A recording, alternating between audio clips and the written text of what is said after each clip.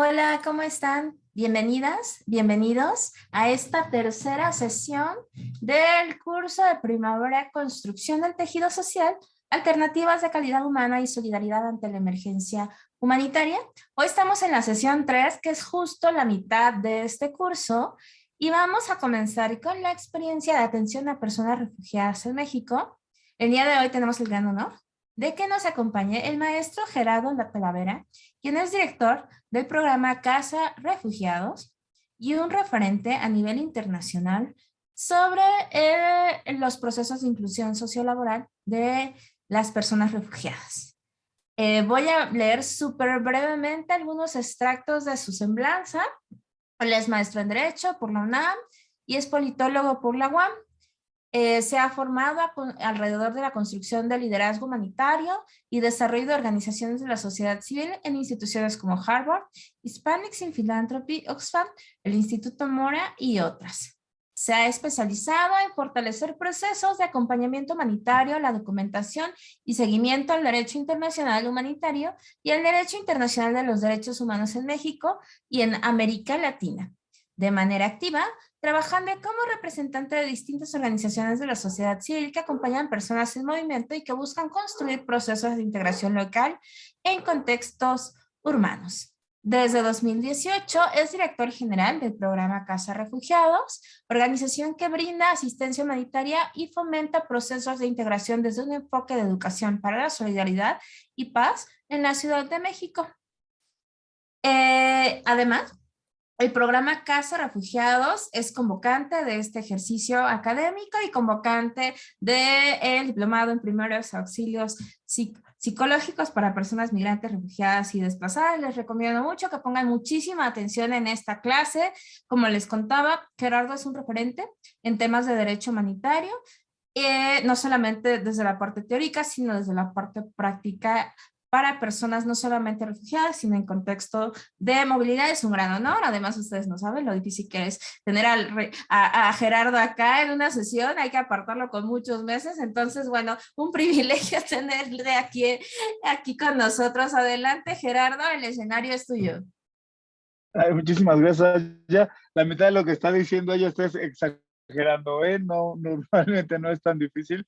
Y no, al contrario, más bien muchísimas gracias siempre a Iniciativa y a ti, Asya, y a Helio, pues por considerarnos como organización y en lo personal como parte de estas actividades. La realidad es que siempre es un gusto también coincidir en algo que es central y que Iniciativa y Asya y el colectivo lo pudieron visibilizar hace unos años, que es la necesidad de formarnos ya no desde centralmente la academia, sino hacer acciones complementarias para salir a una vida, pues sí, profesional y a una vida de acompañantes y de personas que en su vocación deciden estar alrededor de las personas desplazadas por violencia. De ahí está lo humanitario y ahorita lo vamos a ir viendo. Pero muchísimas gracias, Asya. Gracias a todos, colegas. Espérense de esta actividad. Voy a compartir mi pantalla, además de estoy viendo sus nombres en los chats y además de saber que hay muchas personas conocidas, agradecerles la paciencia, la empatía y también siéntanse con toda la libertad de poder hacer comentario, levantar la mano, abrimos micrófono, poder tener una charla un poco más de retroalimentación. Sinceramente, estos temas de virtualidad son mucho más sencillos, pues porque ahora podemos vernos 70 personas de todo el mundo, ¿no? Y no necesitamos la parte presencial para poder dialogar. Eso es una virtud, ¿no? Pero por otro lado también hace en esta virtualidad que esta posibilidad de conexión se transforme en una participación activa. Entonces, igual, quien quiera puede abrir su cámara, pueden platicar, hacer preguntas, contar de pronto dudas o inquietudes, que también por el otro lado, yo ahora les voy a contar algunos temas que pues más por un tiempo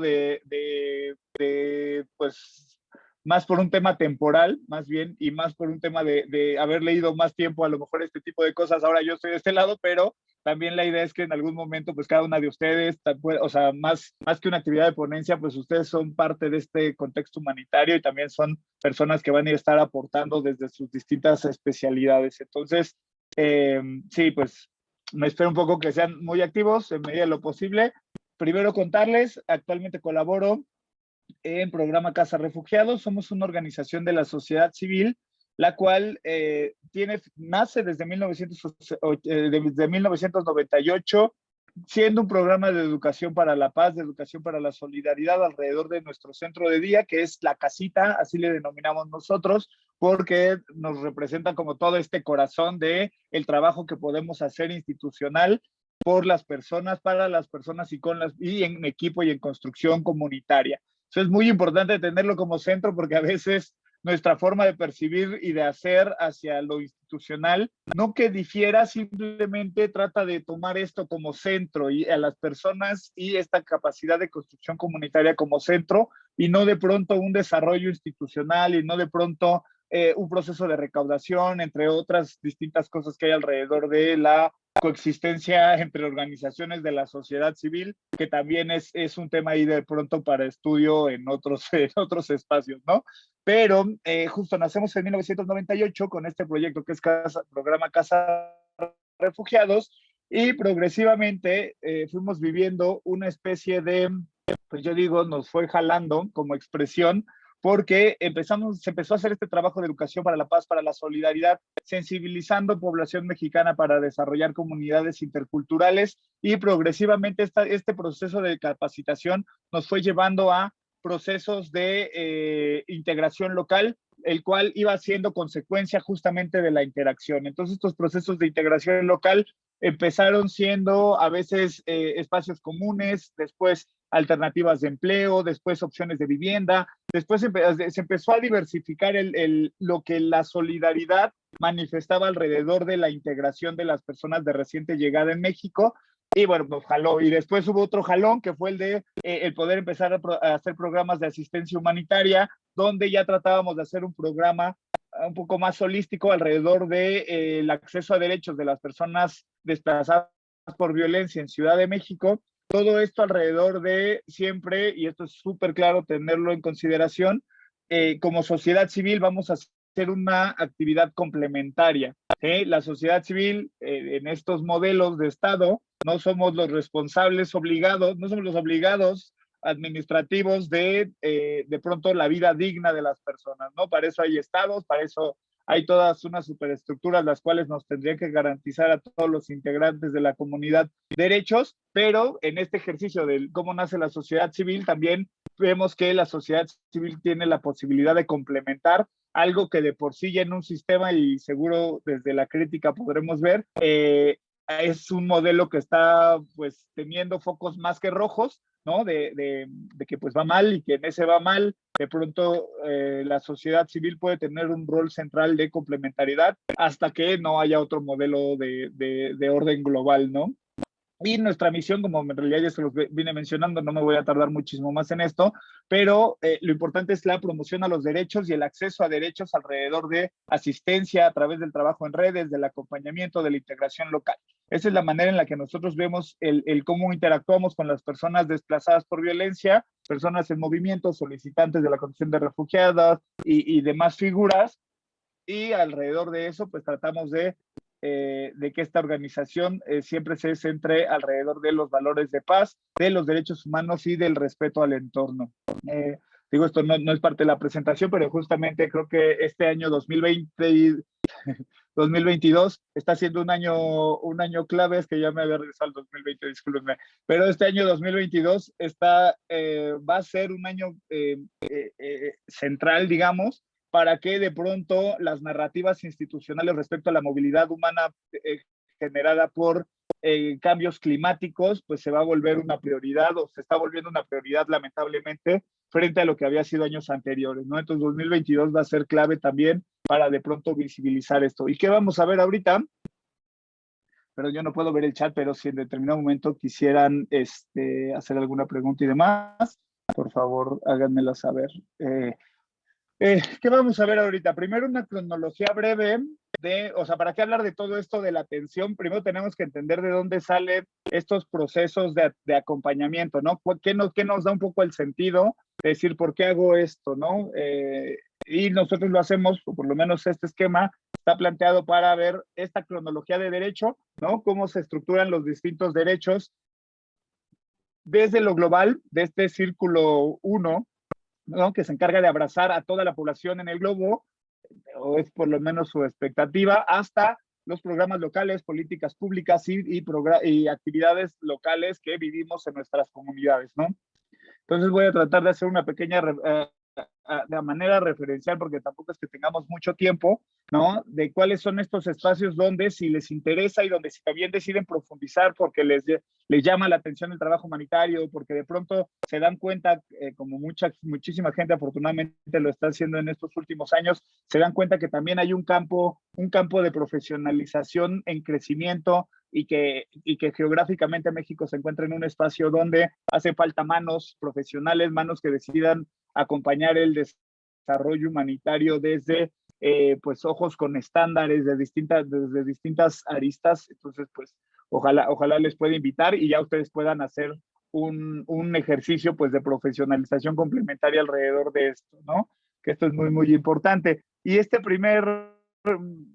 bueno, ¿y de dónde nace todo esto? Pues sí es importante entender, por lo menos en la parte del derecho internacional humanitario, en este punto 1, las convenciones de Ginebra, tenerlas como referentes. Si bien es un derecho de guerra, es importante entender que es un derecho de guerra que con el paso del tiempo va a cruzar con el concepto de personas refugiadas. Y este concepto de personas refugiadas, claro, visto desde una visión pues, del norte, por así llamarlo, va a tener unas características que se van a integrar bueno, esto lo vamos a ver más adelante, ¿no? Pero que se van a integrar dentro de los conceptos que al día de hoy ven los gobiernos para poder garantizar o para que las personas puedan garantizar el derecho al refugio en sus respectivos territorios, ¿no? Así como el de no devolución y demás. Entonces es muy importante que primero le den una leída para entender este primer concepto de derecho internacional humanitario a estas convenciones, que veamos también un poco, que empezamos a romper algunos mitos que luego nos cuentan, ¿no? Pues el derecho a la guerra existe, ¿no? Las Naciones Unidas definitivamente nacen para contrarrestar la violencia global, pero también en ese marco del derecho internacional de los derechos humanos, de la garantía de los derechos, por otro lado también hay un reconocimiento y la importancia de sistematizar los conflictos, bueno, no sistematizar los conflictos armados, pero poder darle sentido a la protección cuando los conflictos entre estados superan las mismas capacidades de los estados, ¿no? Entonces, si esto no lo tenemos en cuenta, de pronto nos va a costar trabajo entender que un conflicto internacional regional o un desplazamiento forzado interno está vinculado, si bien no a una guerra, sí está vinculado a incapacidades de los estados. Y esto también es algo muy importante a tener en cuenta, porque parte del derecho internacional humanitario reconoce que de pronto que los estados no tienen por qué tener las capacidades de responder a todo, ¿no? Eso es central para entender. Ya en mi caso, a mí me gusta mucho hablar del estado de excepción, pero en este caso, o sea, entendamos que no forzosamente los estados van a responder, y ahí de pronto están los organismos internacionales, regionales, globales, que van a, o entre otros países que a través del dinero, a través de otros medios, pues van apoyando para que este estado no se rompa, bueno, más bien no se termine de romper, porque el hecho de que estas cosas pasen cuando es interno, pues está asociado a que no hay capacidades, ¿no? Esto puede ser un desastre de origen natural también.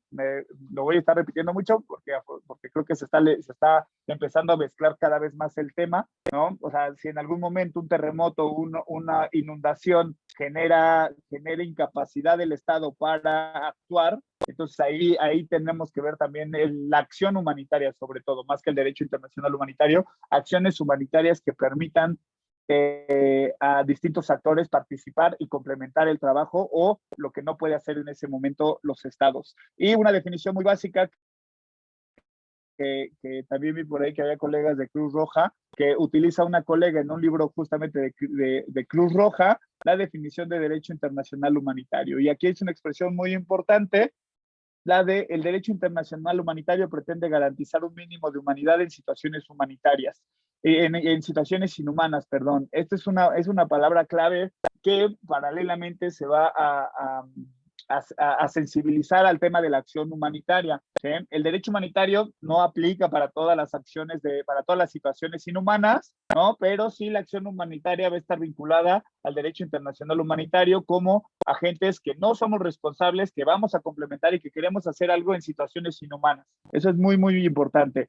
Y viene obviamente los principios del trabajo humanitario, donde la humanidad, la protección se vuelven centrales para contrarrestar los tratos crueles, para contrarrestar la desigualdad y la violencia. Insisto mucho en contextos donde el Estado probablemente no tenga las capacidades. Esto es muy importante porque si no, podríamos, si el Estado tuviera todas sus capacidades instaladas, entonces probablemente no tendríamos que estar hablando de derecho internacional humanitario, sino más bien tendríamos que estar hablando de derecho internacional de los derechos humanos, que es lo que vamos a hablar ahorita un poco más adelante. Estos tres criterios también salen de estos ejercicios de Cruz Roja y de Naciones Unidas.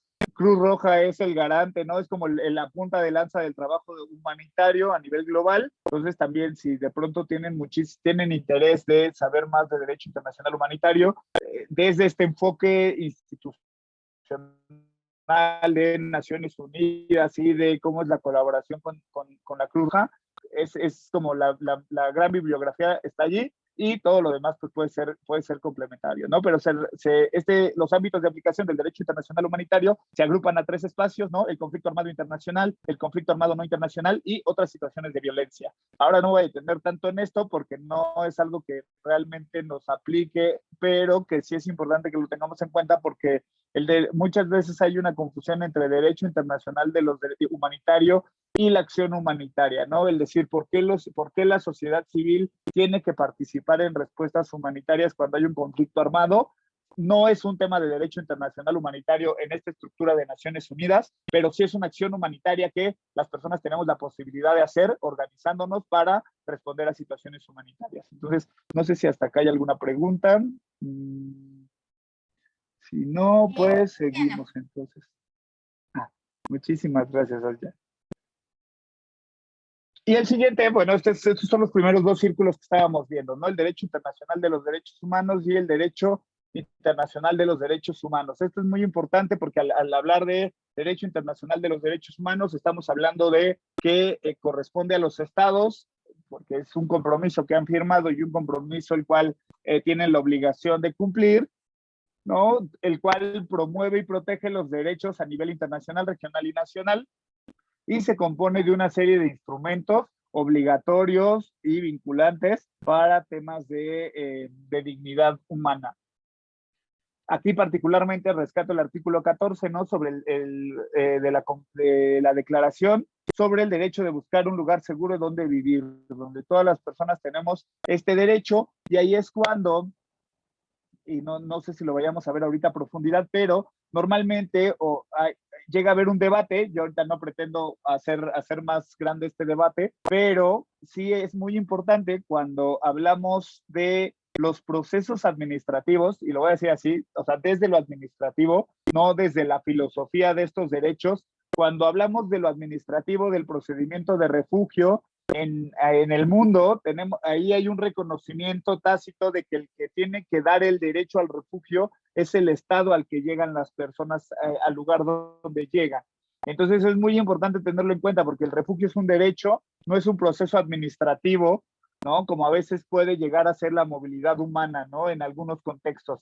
Entonces, no es un proceso administrativo, el refugio es un derecho y normalmente las instituciones migratorias se encargan de atender los procesos administrativos de la migración, no se encargan de el acceso al derecho del refugio. Entonces, esto es muy importante tenerlo en cuenta porque por lo menos en México se está generando un debate si algunas instituciones deberían de unirse, no deberían de unirse. Hay propuestas hasta de ley de que la Comisión Mexicana de Ayuda a Refugiados, por ejemplo, sea parte del gobierno, del Instituto Nacional de Migración y demás. Ahí hay que tener, por lo menos desde sociedad civil, bien claro que el acceso al refugio es un procedimiento que garantice el derecho de las personas, ¿sí? Por el otro lado, la migración se gestiona de distintas maneras, desde muchísimas características y con distintas aristas también para acompañar la migración, ¿no? Y eso es un derecho, ¿eh? Muy importante tenerlo en cuenta, es parte del derecho internacional de los derechos humanos, es decir, hay una entidad que se encarga que se encarga de y que tiene capacidades para asegurar que la persona pueda acceder a este derecho. Ya después en lo operativo ahorita lo vamos a ir viendo, si todo esto se cumple, si más o menos está en armonía y demás, pero sí es importante tener bien claro estos procesos. Y algo que este es más complementario, pero que también me gusta de pronto mencionarles, yo de todos modos estos videos no lo vamos a ver ahorita, pero sí es importante que si no tienen, por tiempo, insisto, esto es más un tema de tiempo, si no habían llegado a conocer los estándares esfera o si no han podido dar una leída a las normas mínimas de recuperación económica, que también se puedan echar un clavado a lo que son los estándares esfera o el proyecto esfera, porque este proyecto esfera, además de otro que se llama Nexus, se encarga de congregar información de estándares que primero reconocen que cada caso, cada acción humanitaria es única, ¿sí? Es decir, no puede haber una misma crisis humanitaria dos veces, ni siquiera en el mismo país, ¿no? Entonces, para eso se crean estándares donde muchos actores de sociedad civil, de organismos internacionales, se congregan para tratar de establecer unos mínimos. Esta palabra es súper importante para las realidades que estamos viviendo, establecer unos mínimos que permitan que las personas puedan tomar sus decisiones y acceder a sus derechos.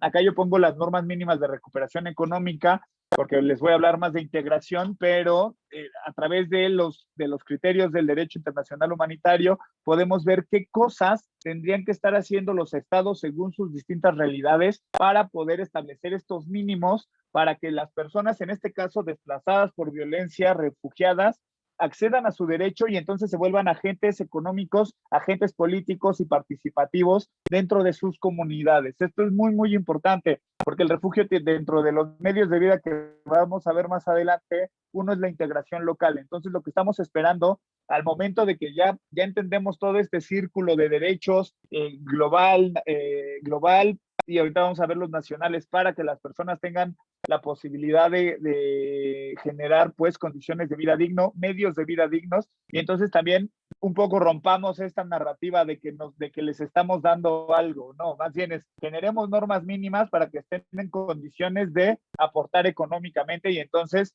hace poco Naciones Unidas salió, el ACNUR particularmente, salió con una ficha de el aporte de las personas refugiadas en términos de impuesto a México, ¿no? Y si recuerdo bien, son como 105 o 108 millones de pesos que se han venido, que las personas refugiadas han venido dando al Estado mexicano por pago de impuestos. Entonces, eso es muy importante, para que tampoco veamos en el derecho humanitario y en el trabajo humanitario espacios de asistencialismo. Esto es central, ¿sí? El trabajo humanitario no es solamente dar comidas, no es solamente dar un albergue temporal, no es solamente canalizar un servicio, ¿no? Sino es mucho más complejo desde el enfoque de la generación de medios de vida y desde la integración local. Ya ahorita iremos viendo más adelante cómo se va a ir haciendo más complejo cada que vayamos cerrando este círculo, va teniendo sus propias complicaciones, ¿no? Pero sí es importante que lo tengamos en cuenta. Sí se va a poner play el video, pero no sé si tengamos 3 minutos. ¿Sí se escucha? No, pero es que cuando compartes, abajito hay 2 casillas que tienes que activar, que es compartir sonido y audio de la pantalla. En el Zoom. Okay. Eso no sé caray, no sé. Entonces, ¿me regreso? Sí. Ajá. ¿Tienes? Dice compartir sonido del equipo. Ahí está. A ver, dígame si lo escuchas. Listo. Los desastres y las crisis tienen un impacto directo sobre la vida de las personas. Pueden perder sus hogares, pueden verse desplazadas, pueden perder sus trabajos, sus medios de subsistencia y sus animales. Necesitan agua limpia, alimentos y alojamiento. Algunas personas pueden resultar enfermas o heridas. Los colegios pueden verse destruidos, las familias separadas y los mercados alterados. Durante las crisis, las personas tienen derecho a recibir protección y asistencia. Tienen derecho a una vida digna. Las normas humanitarias traducen estos derechos en acciones concretas para apoyar a niñas y niños, mujeres y hombres. Sin importar su edad o sus capacidades, las personas que responden a las crisis pueden usar estas normas para identificar las necesidades y decidir qué hacer. Las personas afectadas pueden consultarlas para comprender sus derechos. Hace 20 años, Esfera desarrolló normas mínimas en 4 sectores que salvan vidas: agua, alimentación, alojamiento y salud. Con el tiempo, se han ido desarrollando más normas que siguen el enfoque de Esfera y están construidas sobre las mismas bases. Estas normas cubren la educación, el ganado, la recuperación económica, la protección de la infancia, el análisis del mercado y la inclusión de personas mayores y con discapacidades. Pero las personas no viven sus vidas en sectores, de modo que para apoyarles de la mejor forma y promover la colaboración, la coordinación y el aprendizaje en todos los sectores, hemos creado la Cooperación de Normas Humanitarias. Todas las normas están basadas en la Carta Humanitaria y apoyadas en los principios de protección y la norma humanitaria esencial. Una vez haya comprendido el enfoque y la lógica de un manual, sabrá cómo usarlos todos en cualquier contexto. Para desarrollar y revisar estas normas, miles de personas de todo el mundo contribuyen sus conocimientos, su experiencia y su saber. Puede usar las normas humanitarias de muchas formas. Por ejemplo, para comprender necesidades y priorizar acciones de forma conjunta, para trabajar con gobiernos, comunidades y socios, para diseñar, implementar y mejorar una respuesta, para medir cuán efectivo es un programa, y tomar medidas para no dejar a nadie atrás, o para prepararse antes de que azote una crisis. Puede acceder fácilmente a estas normas en múltiples idiomas y formatos: PDF, en línea, en formato impreso y como app. Son gratuitas y están disponibles para todo el mundo. Hoy en día, las crisis humanitarias son más frecuentes, afectando las vidas de más personas durante periodos más largos. Las normas humanitarias le ayudan a aportar orden al caos y centrarse donde más se necesita la ayuda. Todos tenemos derecho a una vida digna. Listo. Sí, pues la siguiente, aquí es importante entender estas normas para, bueno, ahora sí otra vez nos vamos a regresar un poquito. Este es un esfuerzo también global, es importante entenderlo, ya lo leímos un poco, es un estándar global, es voluntario, ¿no? La idea es que tengamos, o sea, que tengamos esta capacidad de hacerlo voluntario, pero que es conformado no nada más por organismos internacionales, que esto es importante, o sea, es decir, de alguna manera hay un reconocimiento de toda la sociedad civil global, ¿no? Que ha tenido esta capacidad de poderse posicionar de pronto para poder generar estos estándares y entender que no nada más es un trabajo institucional de los gobiernos, sino que también es un trabajo de muchísimos actores, de que es mucho más complejo de lo que pues pareciera de pronto con estos que nos ponen en las clases de los estándares o de los modelos de Naciones Unidas, ¿no?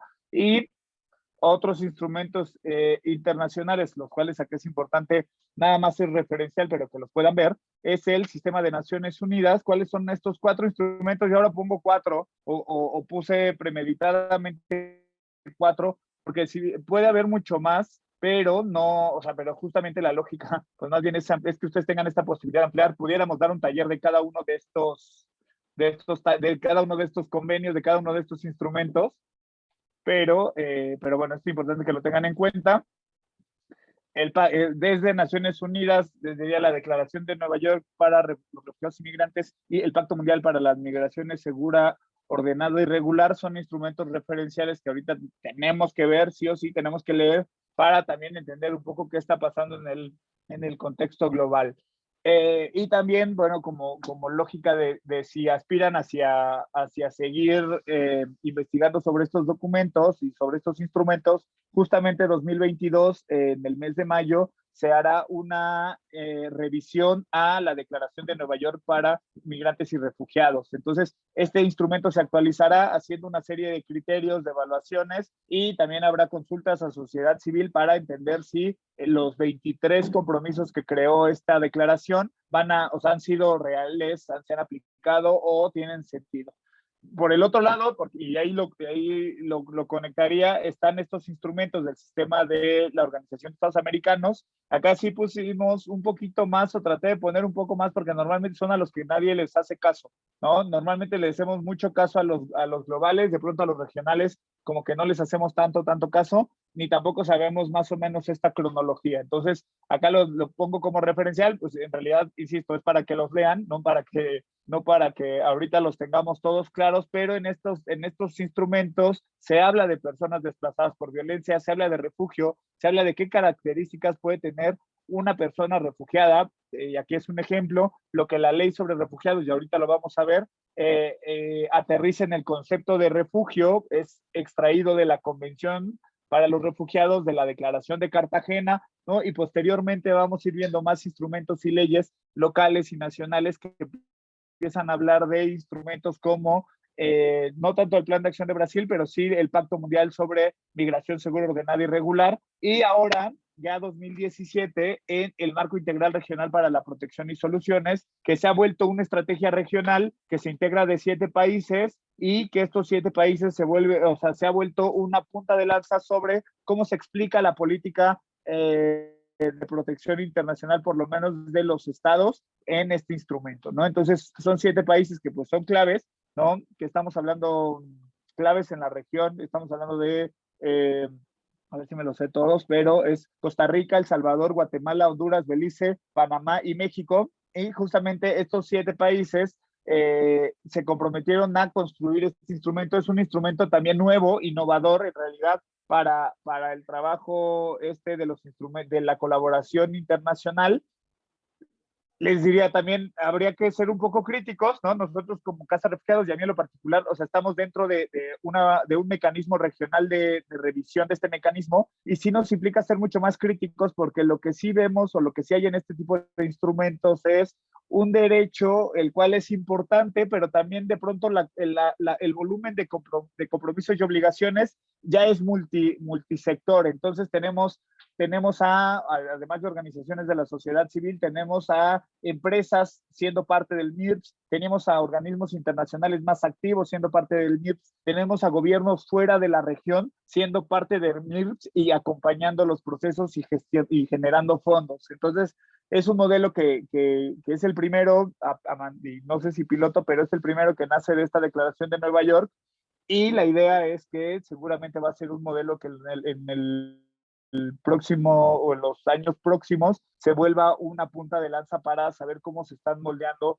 las colaboraciones entre el sistema de Naciones Unidas. Y bueno, esto es un poco el marco global, ¿no? Nos quedamos en estos primeros 4 circulitos para no tardarnos muchísimo más, pero ahora, ¿qué pasa en México? ¿Qué pasa ya en los instrumentos nacionales? Y primero les voy a contar un poquito de qué pasaba en 2015. En 2015 había una realidad completamente distinta a lo que tenemos hoy. Y digo 2015 porque ahorita van a ver un poco los números y ahí me van a entender el por qué hablo de 2015. Pero cuando empezamos este programa de asistencia humanitaria, veíamos, porque era algo casi heredado que venía en años hacia atrás, esta cronología de cómo debiera una persona refugiada estar en México, ¿no? Entonces, lo primero que necesitamos hacia atrás es que sea reconocida. Es decir, en esta tabla no había, esto es un cuadro que solo copié y pegué de un documento de 2015. No hablábamos de un solicitante de la condición de refugiado, ¿no? Primero hablábamos ya que estaba reconocida, entonces pasamos a distintos procesos de asistencia humanitaria en caso de que fuera necesario, y hablábamos de procesos de integración, ¿no? Integración que hablaba de salud, vivienda, educación. Vivienda se pone signo de interrogación, esto es de 2015, pero estamos a 2022 y yo hoy les pondría casi el mismo signo de interrogación a este mismo cuadro. Capacitación, revalidación, empleo, reunificación, naturalización, inserción, y veíamos distintos niveles alrededor de los acompañamientos, ¿no? Como la asesoría, la discriminación, el registro de niñez, ¿no? Un problema de 2010, yo creo, a 2012, 2013, el volumen de niñez invisibilizada, ¿no? Enormes volúmenes de niñez que transitaban por el territorio mexicano, no forzosamente refugiadas en este contexto, ni en ese, más bien, no forzosamente refugiadas en ese contexto, ¿no? 2010, 2009, ¿no? Y que al día de hoy esto nos podría parecer hasta hasta un poco agresivo, ¿no? Porque decíamos, no, y seguramente las 100 personas que estamos acá conectadas pudiéramos ver y atender a decir, no, mira, esto está mal. O sea, también es parte de reconocer, y por eso me gusta poner siempre este cuadrito, es parte de reconocer que al final ha ido un proceso evolutivo donde tanto las instituciones de gobierno como la sociedad civil y los organismos hemos venido transformándonos,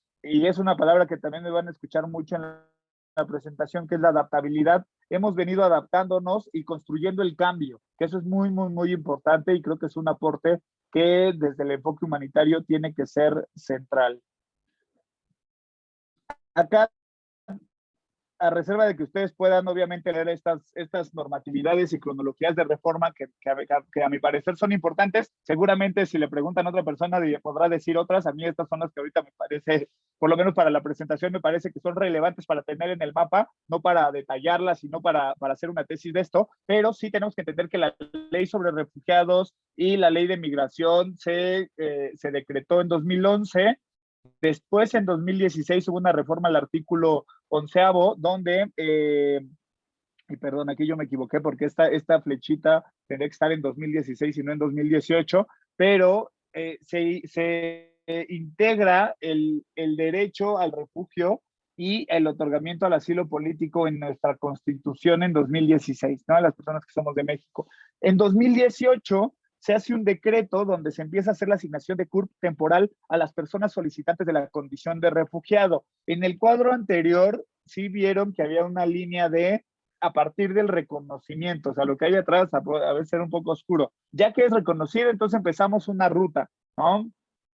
Cuando en todo este camino, en todos estos años de aprendizaje, particularmente en Ciudad de México, este decreto de 2018 es una puerta de acceso a derechos desde el enfoque, pues, ¿cómo decirlo?, muy moderno, ¿no? De cómo ejercemos nuestros derechos. Ya tenemos nuestra CURP, entonces ya se arregló todo y podemos hacer todos nuestros trámites. Esa es un poco la expectativa que se tenía en esa reforma. Es incompleta definitivamente, pero sí es un paso central para cómo visibilizamos los procesos también hasta de los estados que han pasado, de los gobiernos que han pasado en esos cambios, porque esa curva temporal en un estado que tiene las condiciones para resolver a las personas y genera opciones positivas a las personas, pudiera ser, más bien lo es, porque así fue, pero es un poco más, sin mayor información, de mayor proceso de integración o mayor impacto en el proceso de integración a lo que era antes, ¿no? Y la verdad es que sí, he de decirlo, fue una buena acción, incompleta, ¿no? Porque faltan temas de asistencia, faltan otros temas. Y en 2018, y discúlpeme porque mi internet luego falla y me acaba de aparecer una señal de que está inestable. Entonces, si de pronto me pierden, me avisan, por favor. Y en 2022, esto lo pongo porque es algo que en realidad acaba de pasar hace un mes, es que se adicionó al artículo 115 de la Ley de Instituciones de Crédito el reconocimiento de los documentos del Instituto Nacional de Migración como documentos oficiales para trámites de servicios bancarios.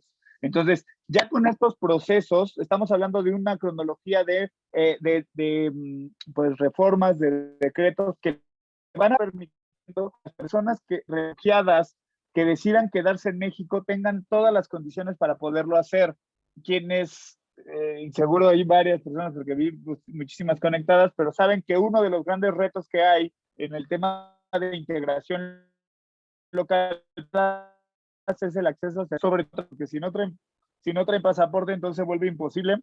Y olvídense, muchísima gente pierde trabajos, tienen que abandonar, se vuelven extorsionables, N cantidad de cosas por no poder tener acceso a una tarjeta de ahorro. Y pues ya esperemos a mediano plazo poder estar hablando, no sé, 2024, si este ciclo sigue igual, estaremos en 2024, 2025, entonces hablando de una reforma a crédito, ¿no? Crédito y vivienda, ojalá que esté vinculado a personas refugiadas, ¿no? Es un poco la tendencia, porque sí, uno de los algo nacional para las personas que estamos en la búsqueda de vivienda, que es como un tema súper complicado y a veces inalcanzable, ¿no?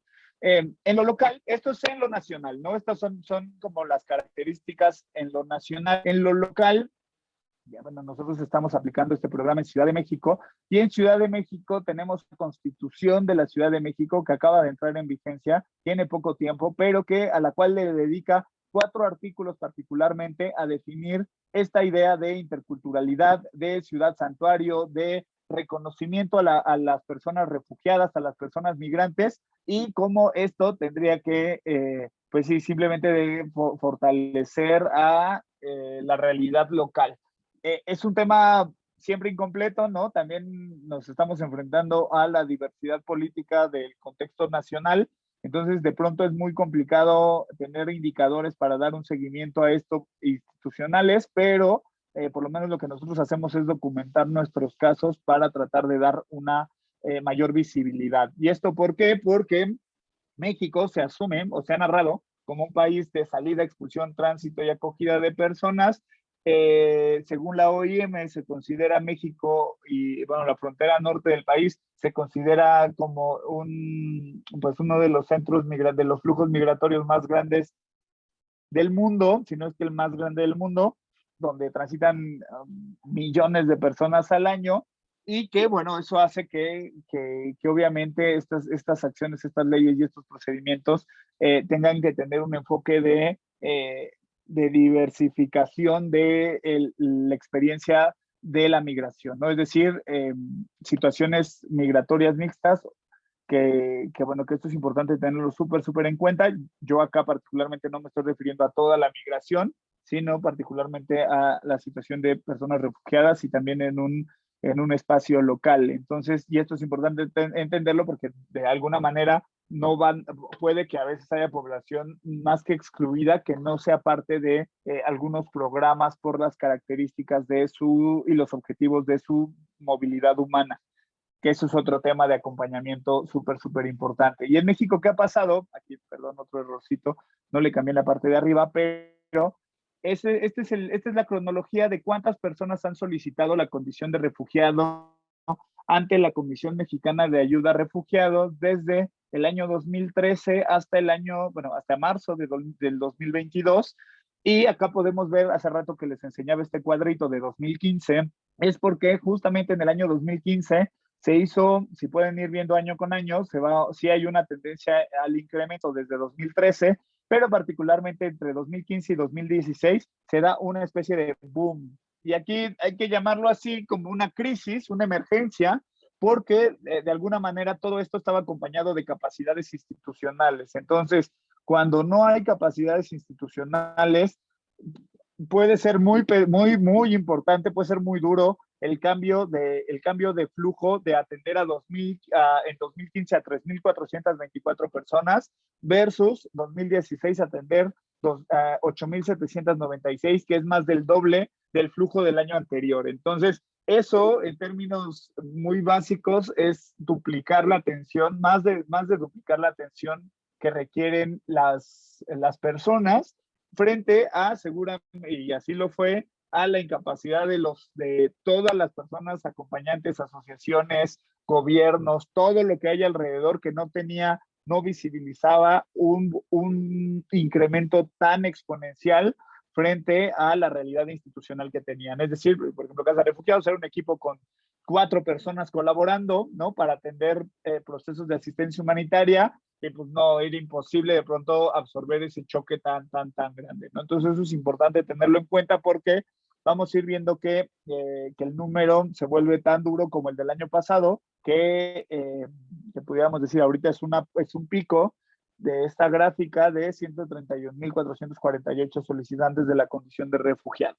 Y a esto yo le sumaría que no nada más estamos hablando de solicitantes y personas de reciente llegada. Eso es muy importante porque a veces pensamos o malamente se genera una idea de que pues ya se registran por año y ahí se quedan. Y pues no, la realidad es que estas personas, si hacemos una sumatoria, este dato es falso, ¿no? Pero si todas estas personas se quedaran en México y hacemos una sumatoria, Entonces no tendríamos que hablar en 2022 en marzo de 29.574 personas solicitantes de asilo, sino además tendríamos que sumar aproximadamente 300,000 personas más refugiadas de los años anteriores. Entonces, el volumen tendríamos que estar desarrollando instituciones capaces de atender un volumen de casi 300,000 personas y no de casi 150,000, ¿no? Es decir, casi el doble, porque estos flujos son mantenidos y si las personas se quedan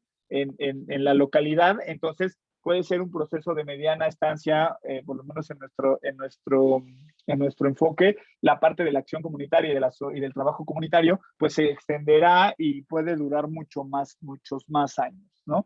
No sé si hasta acá tengan alguna pregunta. A ver, veo algunos comentarios acá. Casi todos son saludos. Ajá. Acá hay una pregunta al final. Sí. ¿Qué factores asociados al incremento de las solicitudes de refugio? Infiero, Elizabeth, que te refieres con respecto a lo que está hablando Gerardo de la accesibilidad a ciertos derechos. Si es así, ¿puedes abrir el micrófono, por favor?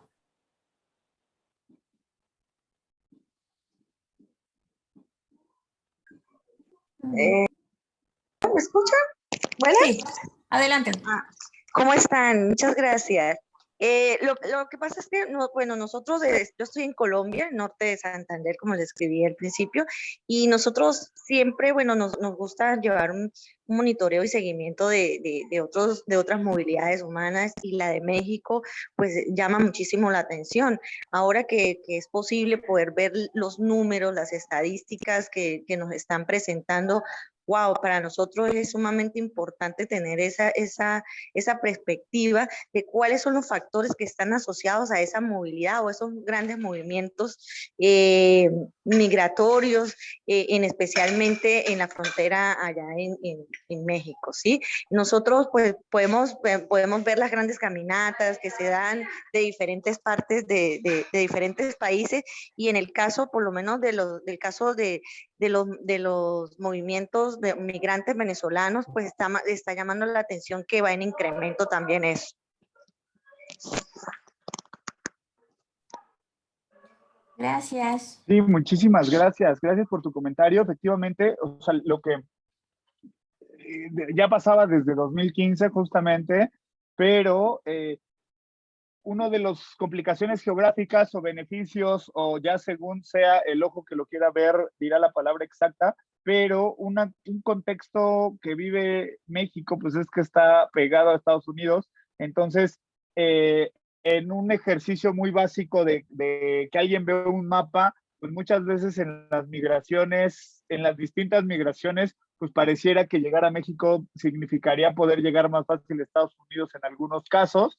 Obviamente cuando vienes de Azerbaiyán, pues estás más cerca, ¿no? Entonces, de así distintas realidades, cosa la cual se ha venido haciendo más complejo con programas del gobierno de Estados Unidos, pero sí que sepas, además de agradecerte por tu comentario, que por lo menos son más, en términos de refugiados, por lo menos son más de 100 nacionalidades las cuales llegan a México a pedir protección internacional. Entonces, 100 nacionalidades es muy complejo y bueno, lo que atiende, o lo que nosotros platicamos de manera interna, a lo primero que atendemos es que la crisis global está siendo cada vez más fuerte, y esta crisis global cada vez más fuerte pues está haciendo que personas de cada vez más países busquen protección internacional en México, ¿no? Ya lo que hay alrededor de la normatividad y demás es un tema complementario, pero lo que sí notoriamente hay es un aumento de flujos migratorios mixtos, buscando protección internacional, porque las características poblacionales de los países de origen también es muy, muy, muy, muy difícil, y que eso también es uno de los retos, yo diría, de 2022 y para lo que viene, es cómo las organizaciones que estamos alrededor de estos programas tenemos esta capacidad de adaptarnos y de construir procesos que tengan la capacidad de atender al idioma de las personas, ¿no?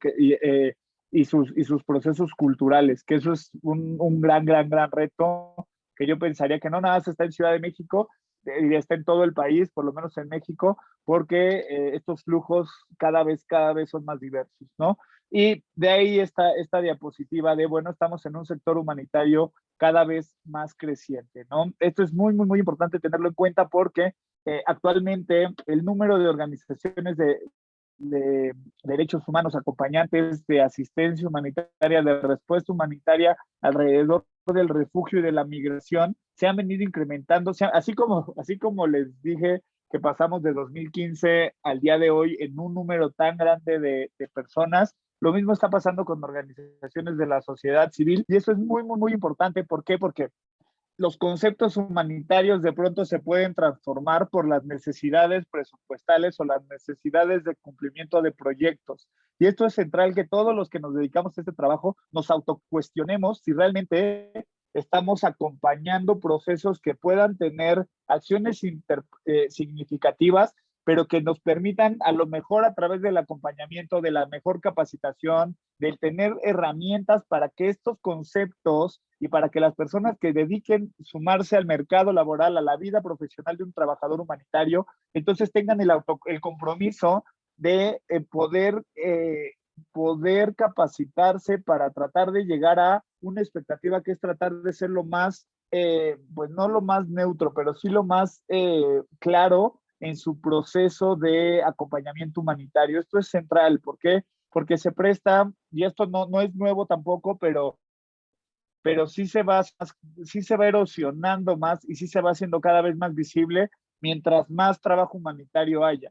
¿Sí? Si hace 5 o 10 años éramos 10 personas trabajando en esto, pues había 10 personas viendo esto. Hoy hay 1000. ¿Sí? Entonces, en la diversidad de 1000 personas trabajando contextos humanitarios, corremos el riesgo de una mala interpretación, de una mala aplicación del trabajo humanitario, y entonces se puede volver cacicazgo, se puede volver, o sea, bueno, en México es una palabra muy común el cacicazgo, ¿no? A lo mejor no es la adecuada para la región, ¿no? Pero se puede volver la apropiación o la asimilación de que las personas tienen algún control sobre la vida y sobre las capacidades de decidir de las personas. Y la realidad es que esto es un riesgo fuertísimo que en 2022 está transversal para todas las organizaciones que estamos acompañando esto. Porque primero, tampoco es que nosotros seamos, bueno, en mi caso sí, bueno, o sea, depende en las actividades que realices según la organización, pero te vuelves representante de una organización y la organización pues no es tu decisión, ¿no? O sea, que eso es algo también muy importante. A veces hay que entrar este debate pues ético, ¿no? Del trabajador humanitario. Acá nosotros siempre estamos recordando mucho el tema de los dilemas éticos. ¿Por qué? Porque al final las personas tomamos nuestras propias decisiones, ¿no? Y las organizaciones a veces a veces cruzan con la toma de nuestras decisiones y lamentablemente no todos tomamos las mejores decisiones o corremos el riesgo de confundirnos y tomar una mala decisión estando en una actividad con una organización, ¿no? Entonces, ahí hay dos ejes o dos pilares muy importantes que tenemos que tener en cuenta para la realidad, que es entender que como seres humanos tenemos que tener, y por eso es tan importante el diplomado de primeros auxilios psicológicos y este tipo de instrumentos, o sea, tenemos que buscar la solidez emocional para saber que lo que queremos hacer está vinculado a esto. ¿Por qué? Porque, o sea, es difícil, es nuevo, no hay un antecedente histórico real, no hay tampoco todas las herramientas emocionales ni todas las herramientas técnicas para poder responder a emergencias humanitarias que están teniendo características nuevas. Entonces,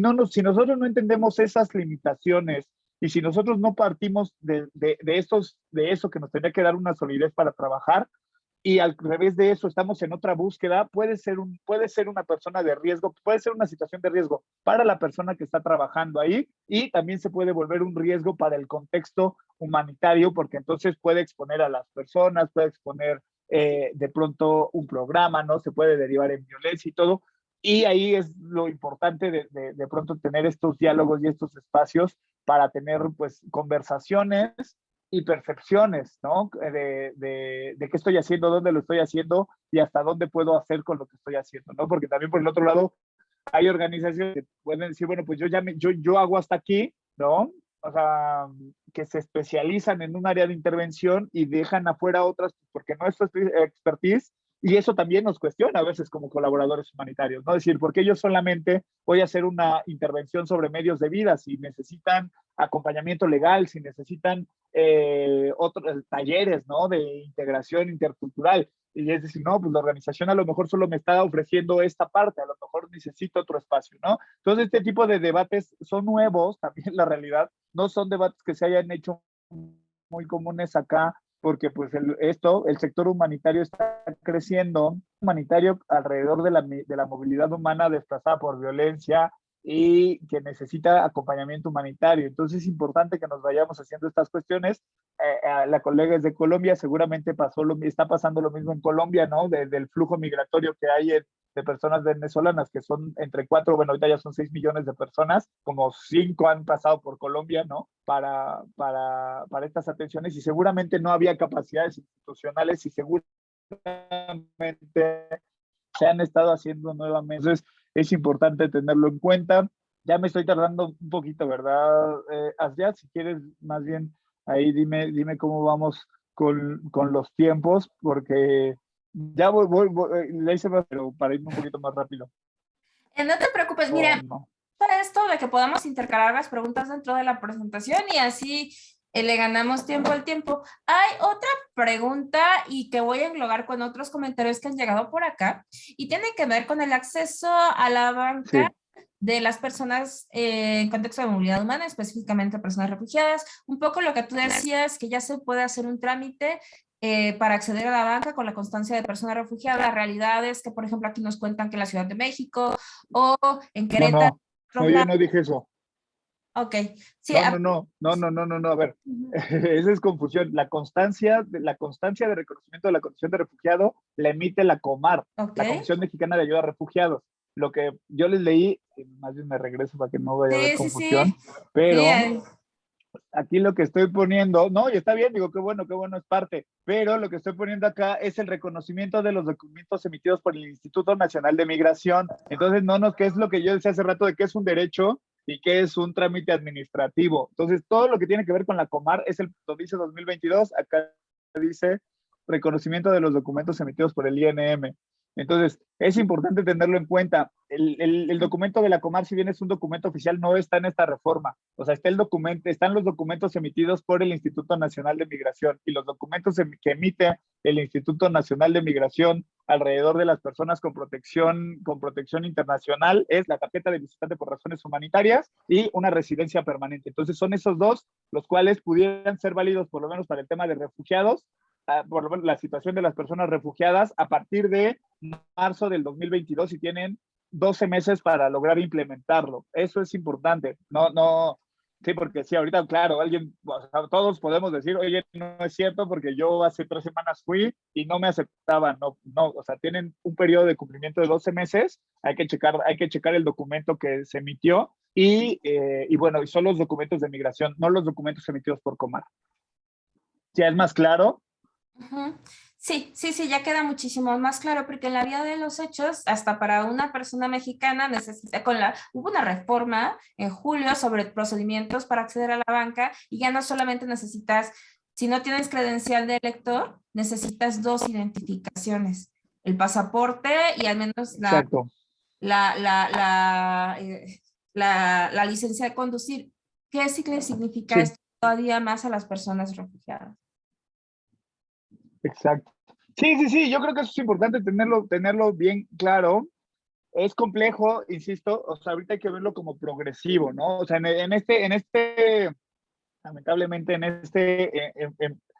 armonización de lo administrativo con las leyes, va paso a paso, ¿no? Pero bueno, que ahí va, o sea, ya lo tendrían que haber hecho hace unos años, es que es eso, o sea, hace muchos, creo que fue 2016, no me acuerdo, 2017, se hizo justamente un señalamiento a la Comisión Bancaria y de Valores para reconocer los documentos de migración como documentos oficiales y todo esto, pero la realidad es que no lo habían hecho, se podían hacer algunos trámites bancarios, nosotros tenemos algunas experiencias, después vino esta reforma que mencionas, Asya, donde ya necesitabas de pronto la fe de bautismo, y entonces ahí se nos vinieron para atrás bastantes procesos de de entrega de tarjetas. También es importante entender que México es un país muy complejo alrededor de la discriminación y los procesos sí, pues la discriminación. Entonces llegaba a haber espacios donde pues tenía que ver más bien con la empatía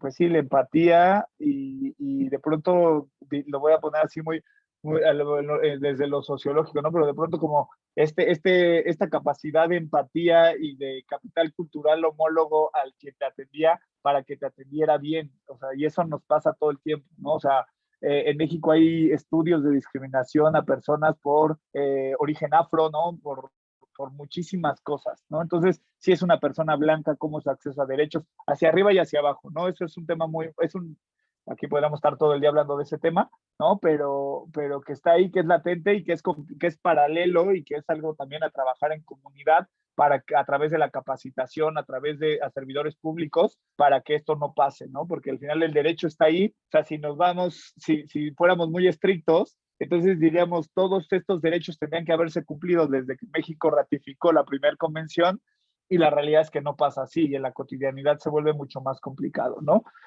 Bueno, acá otro tema importante que es para la reflexión y de pronto para seguir estudiando en otros espacios es el enfoque de medios de vida sostenible. Este enfoque de medios de vida sostenible es importante, ¿por qué? Porque la realidad de pronto en países latinoamericanos y países como México llega a ser muy compleja. Nosotros institucionalmente el acceso al empleo pues tendría que ser siempre un empleo formal, ¿no? En las características que permite o que brinda la ley o los distintos instrumentos, ¿no? Pero con la capacidad de decidir y asegurar el acceso a derechos, eso es importante.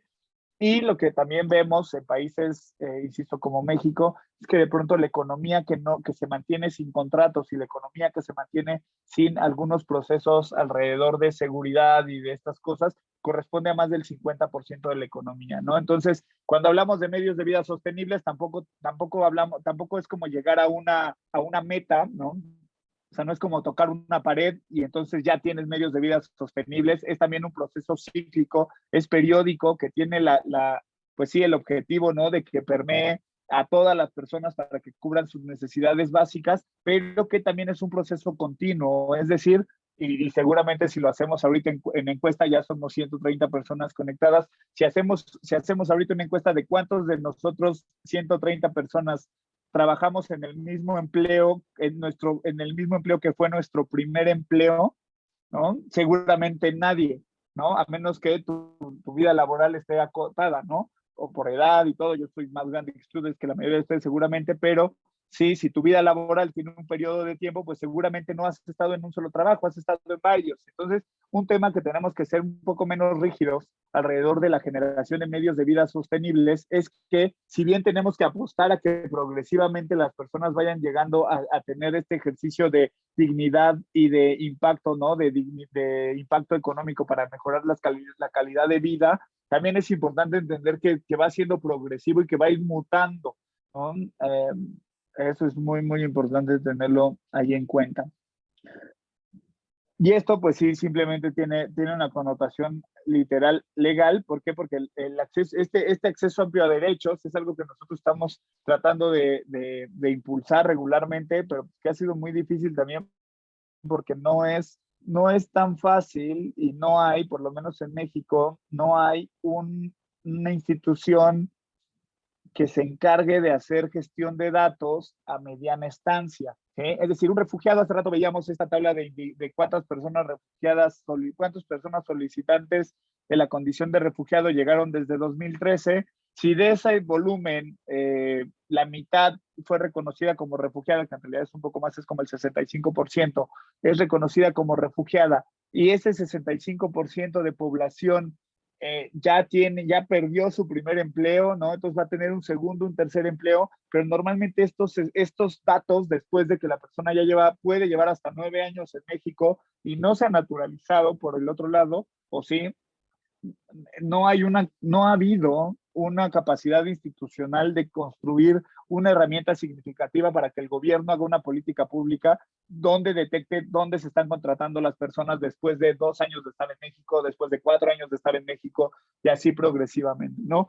hay muchos esfuerzos de las organizaciones de la sociedad civil por más o menos documentar esto, pero pues no están teniendo este impacto de política pública para la gestión de datos, porque por ejemplo la Secretaría del Trabajo no genera datos de mediano plazo para este tipo de poblaciones, no segmenta la información adecuada, ¿no? Las secretarías de salud tampoco segmentan adecuadamente este acompañamiento, ni siquiera preguntan a veces si la persona es refugiada o no, o si es migrante o no. Este tipo de preguntas que tendrían que estar en el mediano plazo y no nada más en la reciente llegada, porque si no damos también algo que está pasando mucho, es que hablamos que sí estamos hablando de una impresión de trabajo humanitario que pareciera que una vez cubierto el trabajo humanitario, entonces como que se diluyera y ya no pasa nada en lo comunitario y ya no pasa nada en la integración local a mediano plazo.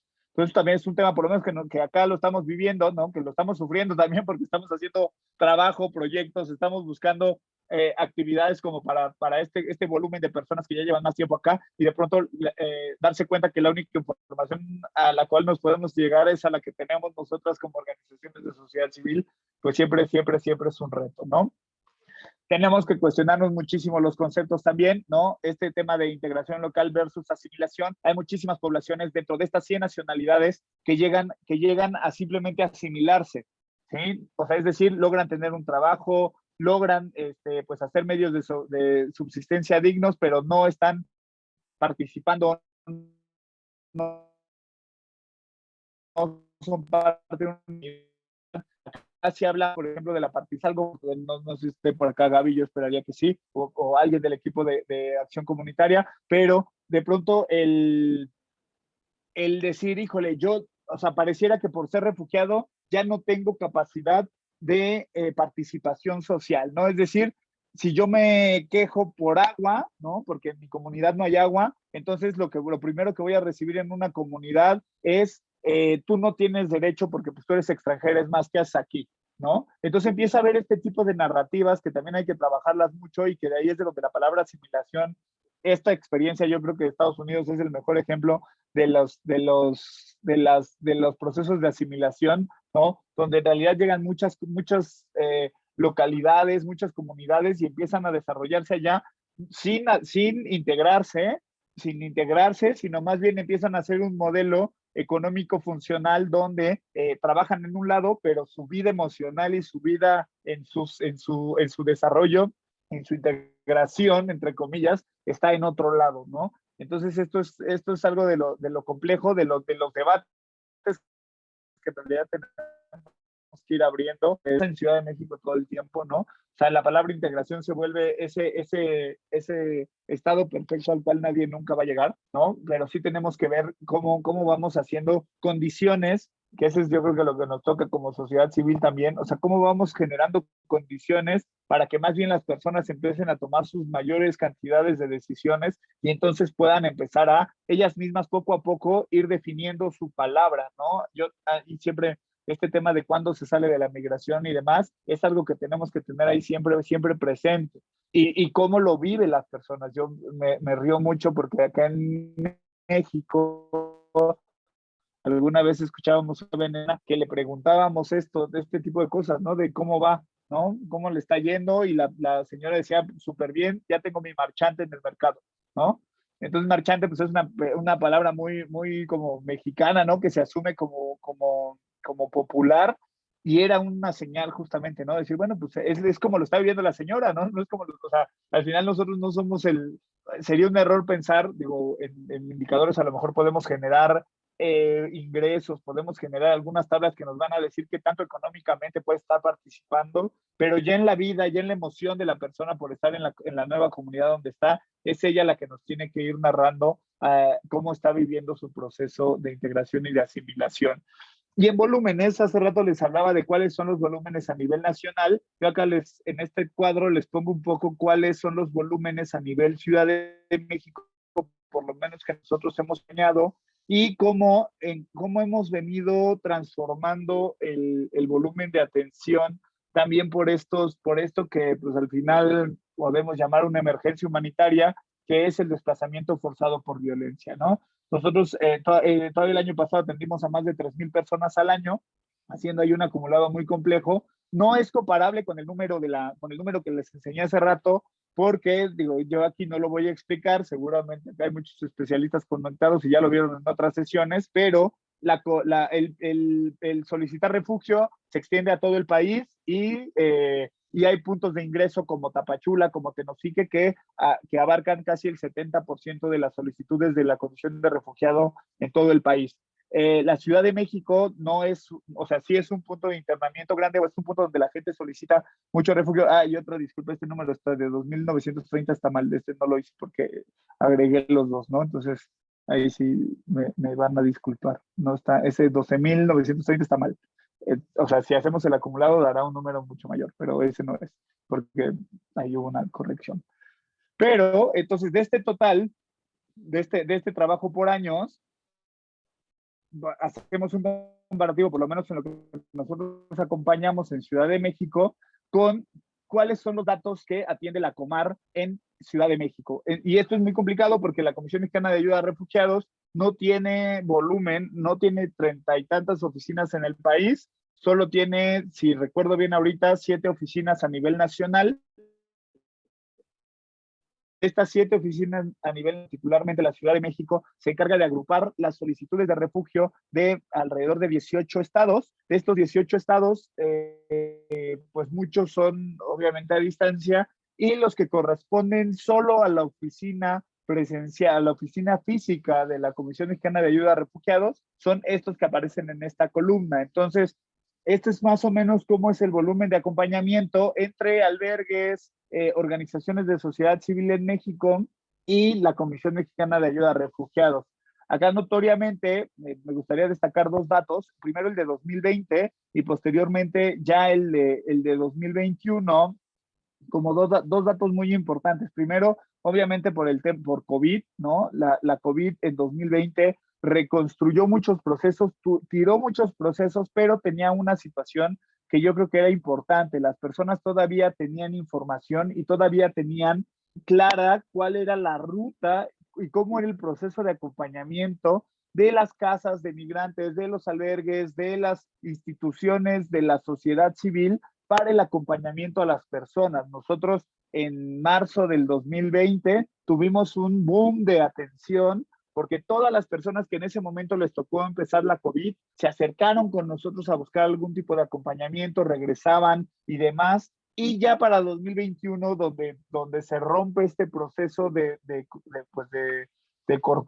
corporeidad, por llamarlo de alguna manera, entonces sí notamos que empieza a haber una descarga, primero por 2 cosas. Tapachula aumenta el volumen de solicitantes de la condición de refugiado, y segundo, la atención presencial se empieza a modificar. Pero bueno, lo que sí es importante es mencionar que desde que en realidad, salvo el año 2017, las organizaciones de la sociedad civil en México que trabajamos en red, estamos atendiendo a más del 55% del total de solicitantes de la condición de refugiado en Ciudad de México. Cosa lo cual pues nos gustaría que fuera más, pero también es importante entender que pues ahí tenemos límites de volumen, ¿no? De capacidad de acompañamiento, pero que sí es un dato que para nosotros es bastante revelador, sobre todo por las capacidades institucionales que tendríamos que estar construyendo. No sé si hasta acá hay alguna pregunta. La última pregunta que llegó fue justo sobre incorporación a la banca. No sé si quieres que te la lea o ya pasamos al tema. Sí, digo, adelante. Digo, es el tema de debate, entonces ahí nos podemos quedar muchísimo, pero sí. Bueno, es una pregunta y comentario. Comar emite un documento de viaje para las personas que ya obtuvieron el reconocimiento de su condición de refugio. ¿Para qué sirve exactamente? Esa es como la primera pregunta. Ok, perdóname. Comar no emite el documento de viaje, lo emite la Secretaría de Relaciones Exteriores. Comar se encarga de hacer el trámite. Gracias. ¿Para qué? ¿Para qué sirve viajar? O sea, sirve como identificación también. Digo, perdón si es redundante, ¿no? Puede sonar burdo, pero sí, o sea, es un documento oficial. Gracias. Y bueno, el comentario acá es sobre los 2 documentos y los casos del bloqueo de cuentas bancarias. Aquí nos comparten un caso de que tienen tarjeta residente permanente, documento de reconocimiento de refugio, documento de viaje emitido por Comar, y la respuesta del banco ha sido que vaya a otras sucursales para ver si alguna de ellas la obtiene. ¿no? Y mientras, pues acá, sin poder acceder a su dinero. Entonces, híjole, ¿qué podríamos Ya. hacer al respecto? Y bueno, acá, Sí. Ajá. eh, híjole, Claudia, tú estás haciendo la pregunta de los 64 millones. ¿Existe un directorio de organizaciones que trabajan con población en contexto de movilidad? ¿Hay algún directorio de albergues y refugios en México? Adelante, Gerardo.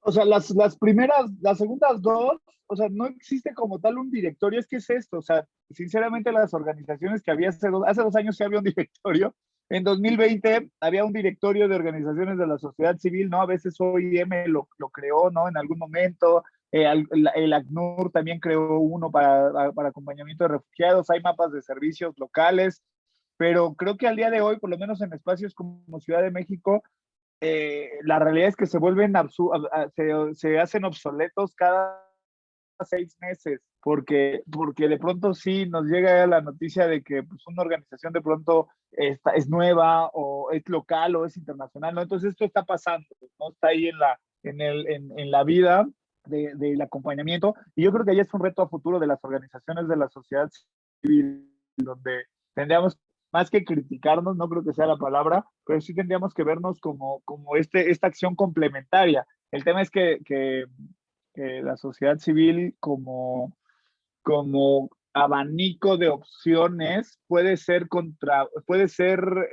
hasta ideológicamente opuesta entre sí. Entonces estamos hablando que México tiene 60,000 organizaciones de la sociedad civil, ¿no? De estas, digo, no que las 60,000 se dediquen al refugio o al desplazamiento migratorio, pero es una diversidad de 60,000 opciones, ¿no? Entonces, de esas 60,000, pues hay 1,000 para personas refugiadas que están haciendo. Entonces, este ejercicio de coordinación de pronto es muy complicado porque llegan a ser opuestas en algunas posiciones, ¿no? Digo, nosotros que trabajamos en redes, le apostamos mucho a construir en equipo y en redes. Este es nuestro centro de trabajo, pero sí notoriamente vemos que de pronto cómo se polarizan la sociedad civil, pues es fuerte, es duro y se vuelve a largo plazo benéfico, pues para invisibilizar el derecho de las personas y el acompañamiento. Entonces, o se duplican recursos, o pasan muchísimas cosas que creo que hay más bien tendríamos que hacer un examen revisor de sociedad civil, ¿no? Por eso o sea, por este día ahorita no lo hay como tal, o sea, y difícilmente, o sea, difícil, yo no veo ahorita a alguien que tenga el interés de hacerlo como tal, o sea, sí ha habido opciones, pero no hay ahorita alguien que diga, vamos a hacer un directorio nacional de acompañamiento a migrantes, es muy difícil. El episcopado, a lo mejor también por acá hay alguien conectado de ahí seguramente, de la Dimensión Pastoral de Movilidad Humana, hace unos años tenían una página en internet donde venía este directorio de albergues y casas de migrantes basadas en la fe católica, ¿no? Entonces era un directorio de bastantes organizaciones a nivel nacional donde podías tener información. O sea, lo que sí puedes hacer es ir alrededor de son 20, 25, ¿no? O sea, puedes ir sacando ahí como de pronto distintos directorios, eso sí, y a lo mejor de pronto juntarlos, pero pues, por ejemplo ahí, pues sinceramente ahí tiene alguien un campo de profesionalización, o sea, si se encarga de hacer un directorio significativo, yo estoy seguro que ahí hay más trabajo humanitario desde la gestión de información, ¿no? De datos. Y el otro tema a pesar de tener, ¿no? Estos documentos, es una experiencia en realidad muy común, nos pasa a todos, es lamentable porque sí, efectivamente, ahí sí el funcionario público o la persona que trabaja en ese banco, si en el momento pues no lo quiere recibir, primero tiene como soporte su manual de procedimientos como institución bancaria. Entonces, uno de los retos que nosotros vemos es que estos instrumentos no los han modificado para reconocer estos documentos. Entonces, eso lo hace muy, muy, muy, muy complicado. Eh, y pues ya, no sé si entonces seguimos un poquito.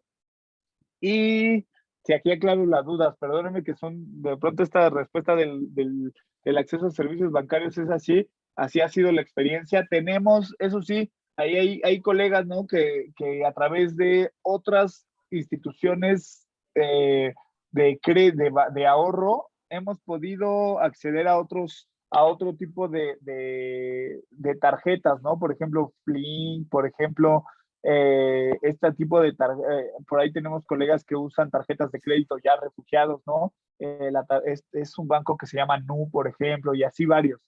Entonces, pero que sí es un ejercicio que no está sistematizado, que es cuenta gotas y que va avanzando periódicamente, ¿no?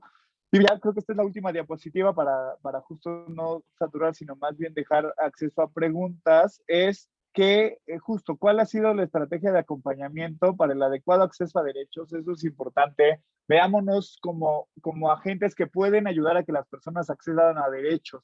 Nosotros no tenemos otro rol, ¿no? O yo lo diría así, o sea, nosotros, o sea, porque las personas toman sus decisiones, son sus agentes de cambio, son sus participantes políticos comunitarios, o sea, son todo lo que ya han sido siempre, solo acá tenemos que ayudarles desde una situación de vulnerabilidad y de desigualdad que les toca vivir, y que acá es donde nosotros tratamos de poner pistas para que vayan teniendo un camino lo menos complicado y lo menos duro que hay, y que también los iguala a personas que viven en México y que también tienen una situación de desigualdad y de vulnerabilidad alta, ¿no? Que es lo legal y lo administrativo. Esto que estamos hablando ahorita del caso a caso, ¿no? Es un problema, no es un problema legal porque lo legal está resuelto, es un problema administrativo porque o sea, no hay capacitación, no hay instrumentos manuales para que el funcionario público o público en institución público-privada haga su trabajo en favor de las personas. Se necesitan programas de asistencia humanitaria, diálogos en la generación de medios de vida mucho más adaptados al contexto, no instrumentos hechos, no son, o sea, esto no es literal, es que no es una receta de pastel, ¿no? Donde ya tú le pones cierta cantidad a una cosa y entonces te va a salir el medio de vida. O sea, es un tema mucho más complejo y de adaptabilidad. Tenemos que fomentar muchísima la participación, y así lo hacemos, o la participación de las personas refugiadas. Ahí sí, ellas son sus mismas narradoras de lo que viven, ¿no? O sea, nosotros de alguna manera pues acompañamos en proporción a nuestros fines como asociación civil, pero al final tienen ellas, o sea, lo que nosotros podemos hacer es abrir la puerta para que su participación social se active, ¿no? Mucha gente viene de países donde salieron por ser activistas políticos, por tener acción comunitaria fuerte,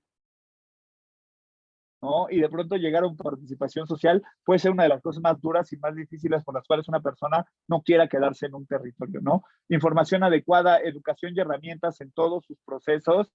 Y esta la puse al final porque también es algo que creo que tendría, que en lo personal creo que desde la experiencia del acompañamiento humanitario tenemos que tener casi que tatuadas estas dos palabras: adaptabilidad y diagnósticos adecuados, ¿sí? O sea, muchas veces caemos en el error, y eso es algo que en mi caso trato de cuestionarlo todo el tiempo, pensar que un año es igual al otro, ¿no? Acá no se dice en Heráclito que dijo, ¿no?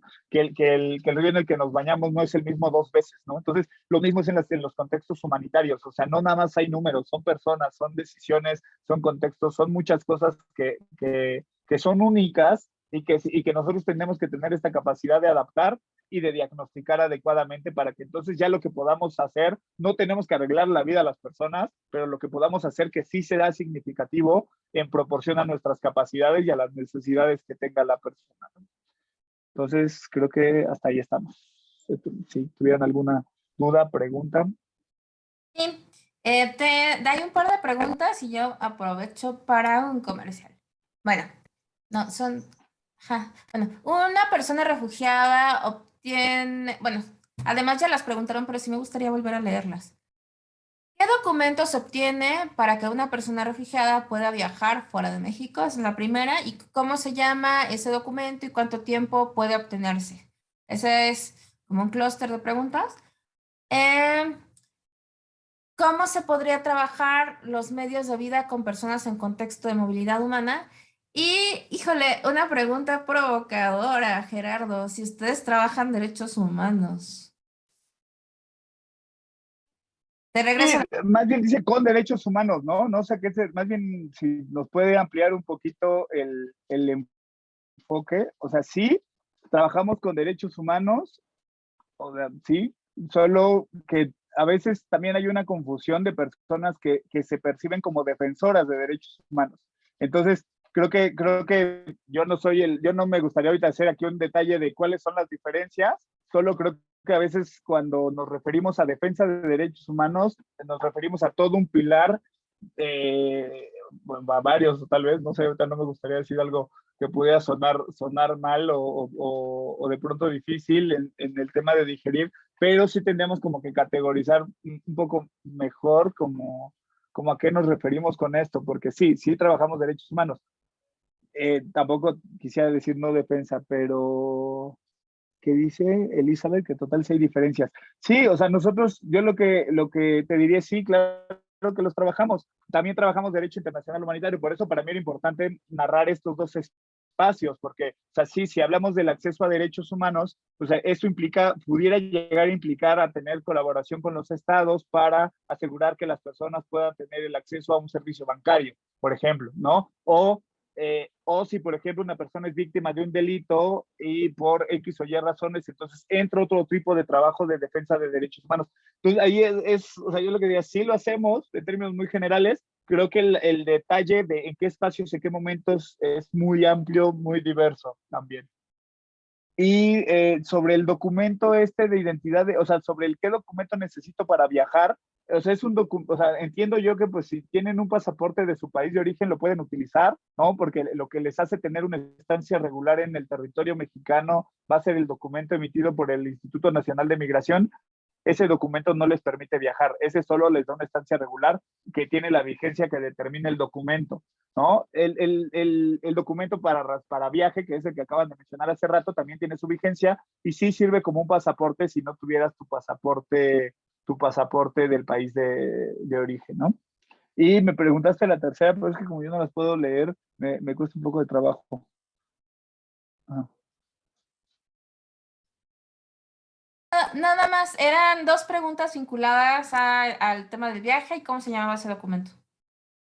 Sí. ¿En cuánto tiempo puedo obtener el documento? Eso sí, la verdad, ahí yo con mucho gusto, si nos dejas tu correo, te podemos canalizar al área para que te diga más eso. Yo ahora no sabría si me imagino, porque sí es como un pasaporte que estará vinculado más bien a cuántos años lo quieras pagar y cuánto tiempo tarde, ya es un tema de trámite de relaciones exteriores y demás, ¿no? Ahí sí no soy, o sea, en realidad esto que le estoy diciendo es más información de la vida diaria, pero pues no, o sea, esto lo tendría que decir un trabajador de migración y un trabajador de Comar, ¿no? Bueno, pues el comercial que yo les quería compartir es que justo el primer curso de primavera formal que hicimos fue el año pasado, que se llama Salvando Vidas con Dignidad, enfoque de la movilidad humana desde la asistencia humanitaria y los derechos humanos. Y acá les estoy compartiendo en el chat, se los voy a poner en un momento más otra vez, el enlace de esta sesión el año pasado, que tiene un poco más, está un poco, es como la previa a esta clase. Entonces, si les interesa seguir profundizando sobre conceptos básicos, está esa sesión con Gerardo que la pueden revisar con mucho más detenimiento y compartirla con quien quieran. Eso como por un lado. Y por otro lado, justo el post de esa clase es esta sesión y este curso que es construcción del tejido social sobre diferentes alternativas de calidad humana y solidaridad. Y pues que seguimos en emergencia humanitaria. Eso, más bien al contrario, en emergencias humanitarias. Entonces, bueno, todos estos enlaces que les compartimos por chat, se los vamos a compartir por correo mañana. Y pues ya estamos a 2 minutos para cerrar la clase. No sé, Gerardo, si tienes que tengas comentarios finales para las personas que están acá, a las 115 personas que siguen acá conectadas. Sí, no, pues al contrario, les puse yo también un link por ahí el informe anual MIRPS, porque, digo, no, me imagino que pues son de distintas partes de la región, ¿no? Mayoritariamente, pero este informe MIRPS, pues al final es que es parte del ejercicio de crítica, ¿no? Digo, nosotros hacemos trabajo humanitario y demás, pero también que veamos de dónde están saliendo ahorita estas narrativas, ¿no? Y estos ejercicios de pronto que a veces nos cuesta entender, ¿no? De decir, oye, ¿por qué de pronto están haciendo este programa no sé, de integración, ¿no? Y es bueno, pues acá estaba, ¿no? Desde acá lo están diciendo, más allá de estar a favor, en contra o demás, o sea, también eso nos explica pues, así bien todo, pues cómo están siendo las narrativas de los gobiernos y las narrativas de los organismos internacionales, que de por sí es complejo, ¿no? Yo digo, sí, no espero haber llenado de respuestas la sesión, sino más bien de abrirles preguntas y abrirles como lógicas para pues, profesionalizarse, que es un poco el espacio de este tipo de espacios, y por eso son tan nutritivos.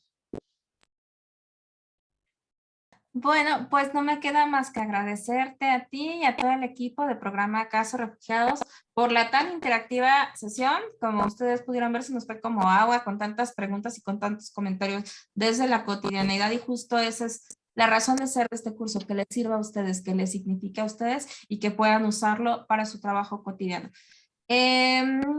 Pues ahora sí, no me queda más que agradecerte, Gerardo, a ti, al equipo, y pues a todas las personas que están aquí, recordarles que quienes están inscritos para el curso del próximo miércoles de salud física y mental, tenemos la clase de medicina tradicional mexicana, entonces pues no se la pierdan. Ahora sí, pues les deseo muy feliz tarde y mucho ánimo, que necesitamos estar bien, necesitamos estar fuertes y documentadas, principalmente. Saludos y un abrazo, querido Gerardo. Nos vemos pronto. Gracias, Aya, gracias a todos. Que tengan buena tarde. Hasta luego. Adiós.